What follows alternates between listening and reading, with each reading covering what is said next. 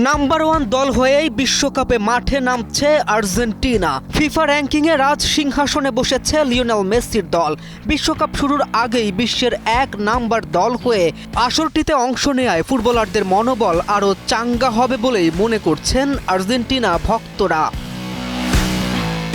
তবে ইতিহাস বলছে ভিন্ন কথা। ফিফা র্যাঙ্কিংয়ে শীর্ষে থাকা দলের জন্য র্যাঙ্কিং অভিশাপ। পুরনো এই কথাটার আবার নতুন করে ডানা মেলেছে।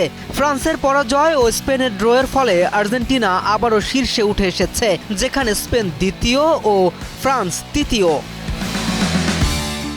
বর্তমান পয়েন্টে আর্জেন্টিনা এগিয়ে থাকলেও ফুটবল ইতিহাসে শীর্ষ দলগুলোর বিশ্বকাপ ব্যর্থতার প্রবণতা বারবার চোখে পড়েছে। 1994 থেকে 2022 পর্যন্ত প্রায় প্রতিটি আসরেই র্যাঙ্কিং এক নম্বর দল শিরোপা জিততে পারেনি, যা এই অভিশাপ ধারণাকে আরও শক্তিশালী করে। উদাহরণস্বরূপ ব্রাজিল 2006, 2010 ও 2022-এ শীর্ষ দল হয়েও ব্যর্থ হয়।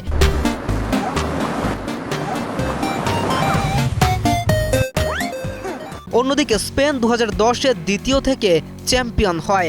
জার্মানি 2018-এ শীর্ষে থেকেও গ্রুপ পর্বে বিদায় নেয়, আর ফ্রান্স 2002-এ একই অভিজ্ঞতার শিকার হয়। বিপরীতে তুলনামূলক কম র্যাঙ্কিংয়ের দল যেমন ইতালি ও আর্জেন্টিনা শিরোপা জিতে ইতিহাস গড়ে। ফলে বর্তমান র্যাঙ্কিংয়ে শীর্ষে থাকা আর্জেন্টিনার জন্য বিশ্বকাপের আগে আশাবাদ থাকলেও অতীতের এই পরিসংখ্যান তাদের জন্য এক ধরনের মানসিক চাপও তৈরি করছে। তাই র্যাঙ্কিংয়ে শীর্ষে থাকা মানেই শিরোপার নিশ্চয়তা নয়, ইতিহাস বরং উল্টো বার্তাই দেয় বিশ্ব ফুটবলে।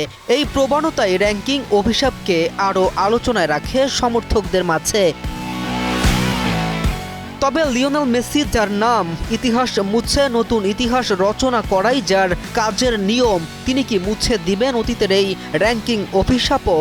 নাম্বার ওয়ান দল হয়ে টুর্নামেন্ট শুরু করে চ্যাম্পিয়ন হয়েই কি করবেন শেষ? কেএম রাফিন, নিউজ 24।